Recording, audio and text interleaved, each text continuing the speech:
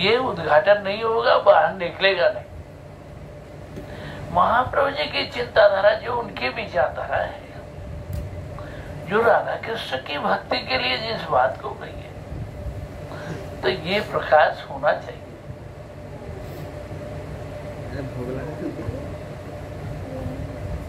तो ये प्रकाश होना चाहिए, लोगों में आना चाहिए और जानकारी हो, नहीं तो लोग भूल जाएंगे। केवल विधि भक्ति को रूल रेगुलेशन नियम कानून तक ही कि हाँ गुरु जी ने हरे नाम दिया, हरे नाम करना है, नाच गान करना है, डांसिंग करना है, कीर्तन करना है, बस इतना ही। महाप्रभु जी के जो भाव हैं, उनके विचारों को उसमें प्रवेश नहीं हो पाएगा। इसलिए ये कहना जरूरी है, और नहीं करेंगे छप जाएगा। मैंने कहा बात अच्छी है। और फिर हमने गीत गोविंदम शुरुआत कर दी पहले, तो गुरु जी ने उस किताब को ले लिया बाद में, बोले कि उसे दो। तो गीत गोविंदम किताब को ले लिया गुरु जी ने। फिर उन्होंने उसमें जो कुछ भरना था वो दुआई तरे जरा दे करके, फिर उसकी भूमिका बना करके गुरु जी ने उसको छाप दिया। फिर ब्रह्म संहिता भी, तो मैंने शुरू में 4-5 किताबें लिखी थी, तो उसमें से 2 किताब गुरु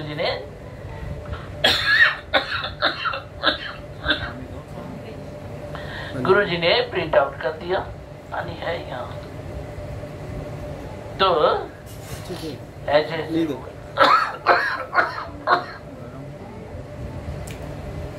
तो हमने देखा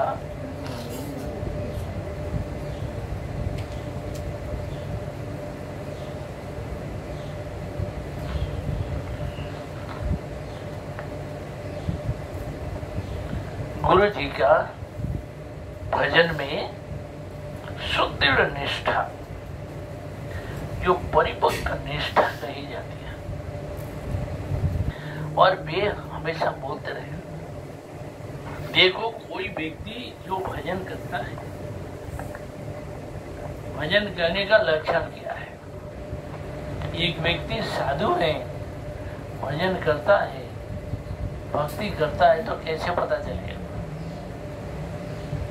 पहले पता बोले कि भगवान में कथा में कितनी रुचि है, हरि कथा में किसकी कितनी रुचि है। यदि हरि कथा में रुचि है तो ठीक है, वो आगे बढ़ रहा है, भजन करेगा।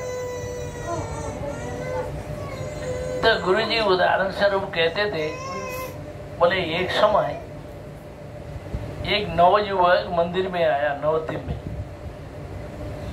आकर के सबके हाथ की सेवा छीन लेता है, यानी किसी को करने नहीं है, और खुद ही करेगा। कोई कपड़ा धो रहा है तो भाई कपड़े को ले लेगा, भाई मैं धोता हूँ। ऐसे करते हुए सबका मन जीत लिया, और हर कामों में सब जगह कोई आलस से थकान नहीं, बड़े उत्साह से सेवा करते रहे, खूब कर रहे। और रहता कहाँ है? पुजारी के साथ में, पुजारी के कमरे में सोता है, वहीं रहता है। नहीं वहीं पीता भी नहीं है, पानी पिया। तो पुजारी के साथ में रहता है, उसके साथ बड़ा दोस्ती है उसकी, खूब बातचीत करते हैं, खूब रहते हैं उनके साथ। अच्छा, कुछ दिन ऐसी सेवा करने के पश्चात उसने किया, रात को बारिश आ रही थी। जब बारिश हो रही थी तो सभी लोग बारिश में सो गए, आराम से सोए हुए। तो उसने वो चाबी ले लिया, मंदिर का चाबी कहाँ रखता है, सब पुजारी को रखता है, तो पुजारी के पास में रहता है, तो उसको पता है, वो देख लिया। तो रात्रि काल में उठ करके मंदिर का चाबी लेकर के चला गया।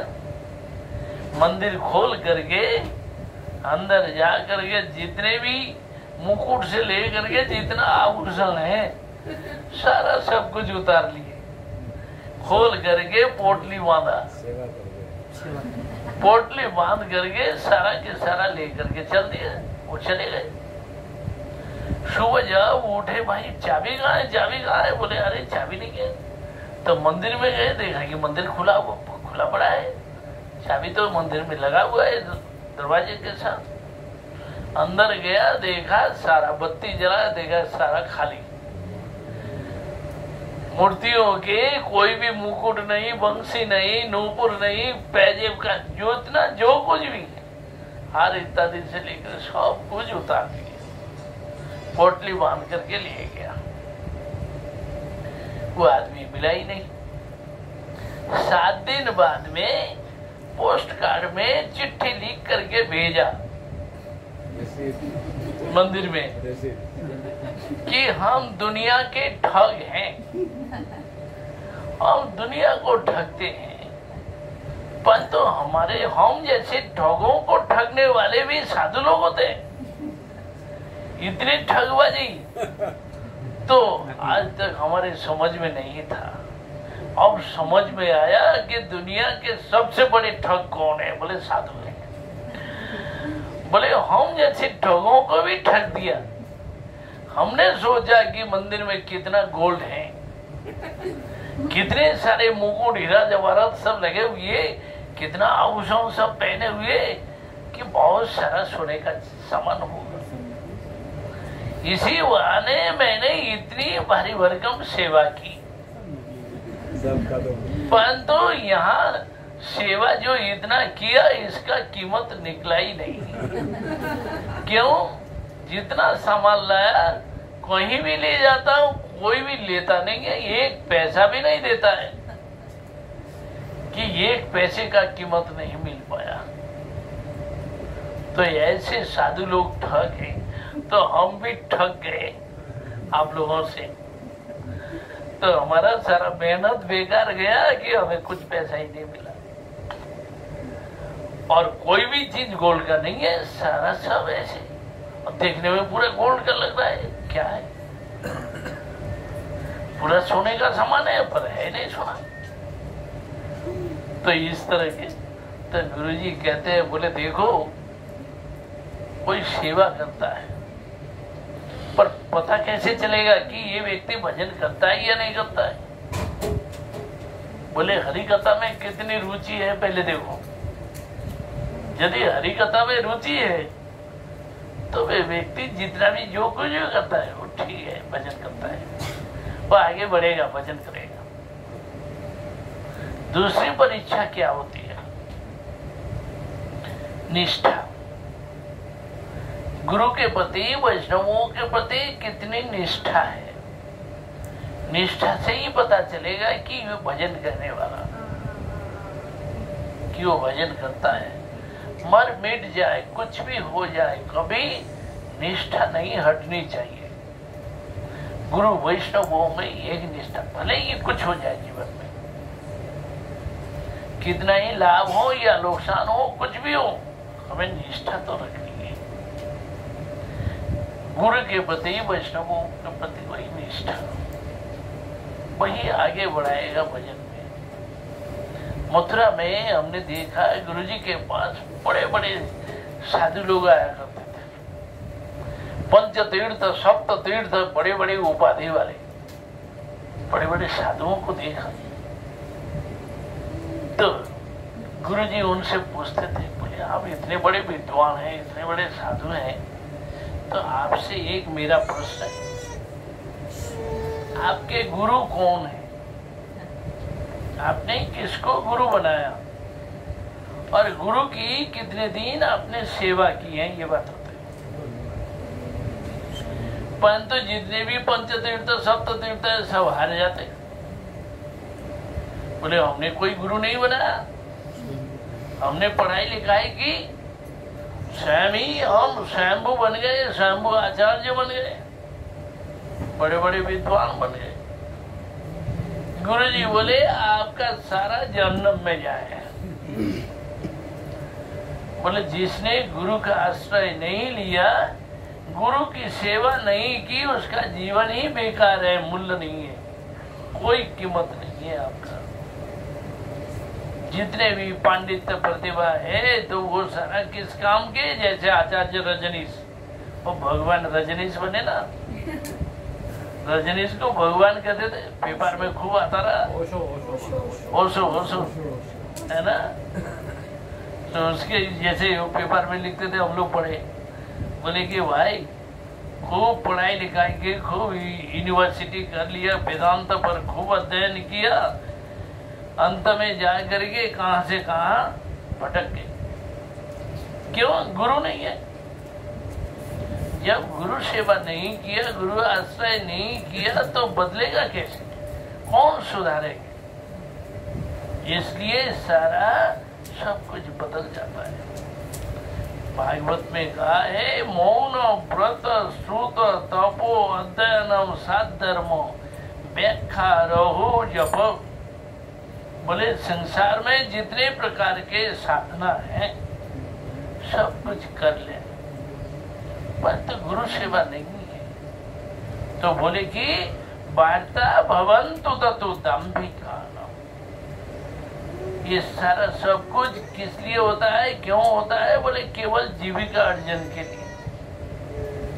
कोई मौनी बने हुए हैं, कोई व्रत रखे हुए हैं, कोई तपस्या कर रहे हैं, कोई बड़ा पांडित्य रखते हैं, कोई खूब अध्ययन कर रहे हैं, कोई बड़ी व्याख्यान कर रहे हैं, बड़े बड़े वक्ता है। परंतु ये सब क्या है, कहाँ गया? आज बताइए तो, हमारे सामने, आंखों के सामने भारत में क्या स्थिति बनी।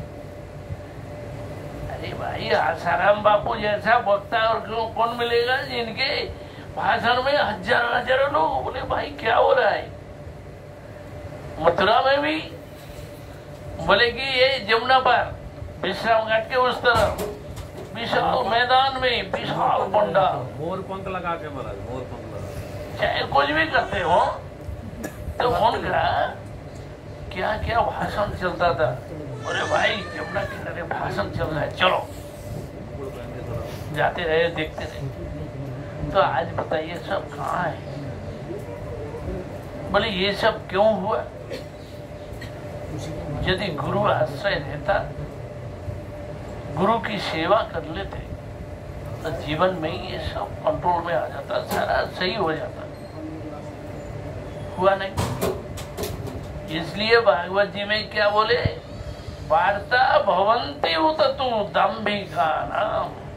वार्ता यानी केवल जीविका अर्जन के लिए हुआ, पैसे कमाए, लोगों की प्रतिष्ठा बनी, खूब प्रतिष्ठा बनी, खूब पैसे कमाए, खूब आया, और क्या हुआ? दाम्भिक बन गए, और कहां से कहां चले गए। तो ये सब होता है। हमारे गौड़ीय वैष्णवों में इतने बड़े बड़े आचार्य हैं भाई, बड़े बड़े महान पुरुष हैं। इन लोगों को गुरुजी कहते थे, बोले देखो इन लोगों ने क्या किया, प्रत्येक व्यक्ति को पूछो कितनी गुरु सेवा की, अपने जीवन को मर मिटाया, है ना। यहाँ तक कि अद्वैतवादी संप्रदाय के सन्यासी गुरु शरणानंद महाराज जबकि आचार्य बने तो मथुरा में, तो उस समय उन्होंने भाषण दिया। पहले मैं गुरुजी के आश्रम में गायों की सेवा करता था, गोबर उठाता था, गायों की सेवा करता था। वही करते करते गौ माता ने आज मुझे यहाँ तक पहुंचाया, आज इस सिंहासन में बैठा दिया। वो बोलते रहे, गुरुजी से पढ़ा, उनका संपर्क रहा। वे खुद ही बोलते हैं कि बोले देखिए संप्रदाय अनुरोध में मुझे अद्वैतवादी बनाया, अद्वैतवाद के मुझे आचार्य बनना पड़ा, परंतु मैं चैतन्य महाप्रभु जी को मानता हूँ, उनके विचारों में मैं अनुप्राणित हूँ, द्वैतवाद में मेरा पूर्ण विश्वास है। परंतु क्या करें, संप्रदाय के अनुरोध में अद्वैतवादी बनना पड़ा, आना पड़ा इसमें। पर मथुरा में जब वे प्रवचन करते हैं, पास ही में तो मंदिर है उनका, तो ऊपर से छत से माइक का वो सुनाई देता है, उनके माइक का आवाज पूरा सुनता है, हम लोग छत से सुनते थे। चैतन्य महाप्रभु जी के शिष्याष्टक के 8 श्लोक पाठ करेंगे वंदना करते हुए, चेतो दर्पण वार्जन पूरा 8 श्लोक बोल के फिर कुछ कथा करेंगे। इसके बाद में अपना विचार जो कुछ बोल रहे हैं बोलते रहे। तो ऐसे वो करते थे, गुरु जी को खूब सम्मान देते थे हमेशा। साल चद्दर उड़ाएंगे, एक टोकरी फल लाएंगे, ला करके गुरु जी को देंगे। तो हमेशा ऐसे करते रहे। और गुरु जी जाते थे उनके लिए, मिलते थे उनसे और बड़े खुश हैं। तो कहने का तात्पर्य यही है, जब तक कोई गुरु की सेवा नहीं करेगा तब तक जीवन सुधरता नहीं, बदलता नहीं। गुरु जी उदाहरण स्वरूप कहते थे, बोले देखो भाई, हिरण्याक्ष, हिरण्यकशिपु, रावण, कुंभकर्ण, कंस, जरासंध, ये लोग बड़ा बड़े यज्ञ भी किए और देवी देवताओं को मानते रहे। ब्राह्मणों को 10,000 ब्राह्मणों को दान दिया करते थे, प्रतिदिन यज्ञ करते थे। विष्णु को मानते हैं पर कृष्ण को नहीं मानते, इसलिए ये असुर बन गए, इनकी बुद्धि बिगड़ गई, ये आसुरिक भाव में आए। बोले इनके पास कोई गुरु नहीं था, इसलिए इसकी बुद्धि बदली नहीं, सुधरी नहीं। यदि गुरु होता और गुरु की सेवा करता तो जीवन सुधर जाता, बदल जाता। देखिए आज भी गुरु जी हैं। अभी मुझे याद आई एक रसिया की बात। बोले आज भी गुरु जी हैं। बोले कैसे हैं? सभी लोग तो देख रहे हैं भाई गुरु जी यहाँ है ही नहीं है ना, हमसे बात नहीं कर रहे हैं, हमसे तो मिल नहीं रहे हैं, हम तो मिल नहीं पा रहे हैं। रशिया में एक व्यक्ति को देखा, वो बोले कि बोले भाई मैं माधुर्य कादम्बिनी पर ये लिख रहा हूं, ट्रांसलेट कर रहा है रशियन भाषा में। तो बोले भाई मुझे कुछ विषयों पर जानकारी लेनी है, जिज्ञासा करनी। तो आए मेरे पास, बहुत सारा प्रश्न लिख करके लाए, जैसे सांद्रानंद। भाई ये सांद्रानंद क्या है, वो समझ में नहीं आ रहा था उसको। तो ऐसे ऐसे बहुत सारे प्रश्न लिख करके लाए और पूछने लगे। तो हमने बताया, समझाया। फिर अंत में एक प्रश्न किया, मेरा एक प्रश्न है कि माधुर्य कादम्बिनी पर मैं लिख रहा हूं, जो कि रशियन लैंग्वेज में। तो एक समय गुरुजी मेरा कुछ प्रश्न था, प्रश्न हो रहा था, उस प्रश्न के लिए अब उत्तर कहां से मिले, क्या करूं? गुरुजी स्वप्न में आए, आकर के उन्होंने उस प्रश्न का उत्तर दिया। बोले ये उत्तर है, उन्होंने बताया। फिर वही बात वो पूछ रहे हैं कि गुरु जी का जो मैंने स्वप्न देखा और स्वप्नों में जो ये जवाब दिया, ये बातें दी कही है, ये कहां तक सत्य है, इसको प्रूव करते हैं। तो उन्होंने पूछा प्रश्न, मैंने कहा ठीक बात कही है, गुरु जी ने जो कहा एकदम सही कहा है, सही जवाब मिला आपको। तब उनको पूर्ण विश्वास हो गया कि भाई देखो गुरु जी आए और उन्होंने स्वप्न में बताया। इस ग्रंथ को लिखने में उन्होंने सहायता कर दी, जो उसको समझ में नहीं आ रहा था बहुत सारी बात। अरे ये सब बातें कहाँ से वो समझेंगे? सांद्रानंद किसको कहेंगे, विशेष आत्मा किसको कही जाती है, क्या क्या इसका अर्थ क्या होता है, समझ में नहीं था। तो बहुत सारी बातें उन्होंने पूछा, बड़े खुश हुए। मैंने कहा भाई देखो गुरुजी आज है या नहीं है? भाई उनको जो बोल रहे हैं दूसरे देश में और दूसरे लैंग्वेज में वो लिख रहे हैं, तो उसको लिखने में समझ में नहीं आ रहा है बहुत सारी बातें। ठीक है भाई, यहाँ के संस्कृत बातें, संस्कृत के शब्द हैं और हिंदी के शब्द हैं, यहाँ के शब्द तो वो जानते नहीं है, तो भी जितना जो कुछ कर रहे। तो आज भी गुरुजी विद्यमान है, अंतर्यामी गुरु सिखाया अपने। गुरु अंतर्यामी हो करके अंदर से प्रेरणा देते हैं, सिखाते हैं। इसलिए गुरुजी हमेशा विद्यमान है। अतः विश्वास रखनी चाहिए, उन पर श्रद्धा विश्वास बनाए रखें, तो गुरुजी अवश्य प्रेरणा देते हैं, सिखाते हैं, है ना। कोई पूछने लगे, बोले आप लोग आचार्य बन गए हो? बोले नहीं भाई, हम लोग नहीं बने। बोले क्या क्या करते हो? बोले गुरुजी के आदेश का पालन करता है, आदेश दिया तो क्या करें, माला मंत्र देने के लिए आदेश दिया, तो उनके हम प्रतिनिधि है, हम लोग कोई गुरु नहीं बने। गुरुजी तो वही है और उनके हम लोग प्रतिनिधि बन करके माला मंत्र इत्यादि पकड़वा देते हैं। भाई जो कुछ सिखाना है, प्रेरणा है तो उनकी है, वही प्रेरणा देते हैं, वही शिक्षा देते हैं। गुरुजी हमेशा है ना, और सारी शिक्षाओं को देते हैं। गुरुजी ने भजन किया और उनका भजन गुरुजी बोलते थे, हे मेरी प्रतिस्पर्धा करोगे क्या, मेरी समकक्षता करोगे क्या, समझ पाओगे तुम लोग? तो कभी हम लोग समझ नहीं सकते, न हम उनके भजन को भी समझ पाएंगे, उनकी भावना को समझ नहीं पाएंगे हम लोग। क्यों ऐसा होता है कि देखिए, भजन तो सभी लोग कर रहे हैं, सभी लोग माला लेकर के जप रहे हैं और गायत्री मंत्र इत्यादि पाठ सभी कर रहे हैं, जप रहे हैं, तो इसको भजन कहेंगे? बोले इसके अंदर की बात जो भावना से कहां पर है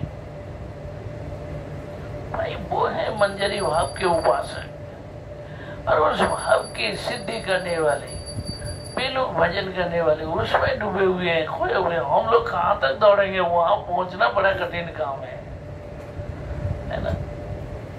तो उन लोगों का भजन उस भाव के, वो भाव के साधक हैं, हम लोग भजन के साधक हैं कि कम से कम 25,000 हरिनाम हम कर लें, है ना, 16 माला हम लोग कर लें, 32 माला हम लोगों से हो जाए। इसलिए हम लोग प्रयास करते हैं कि भाई 32 माला हम कर लें, दिन भर में 16 माला कर लें, कुछ मंत्र जप कर लें सही ढंग से। ये आरती हो रही है क्या? है ठीक है, 1 बजे तो ऐसे ही गुरु जी की कृपा है, उनका आशीर्वाद है, आज भी वे विद्यमान है। तो बिना गुरु सेवा किए कुछ नहीं होता है, गुरु की कृपा है ना।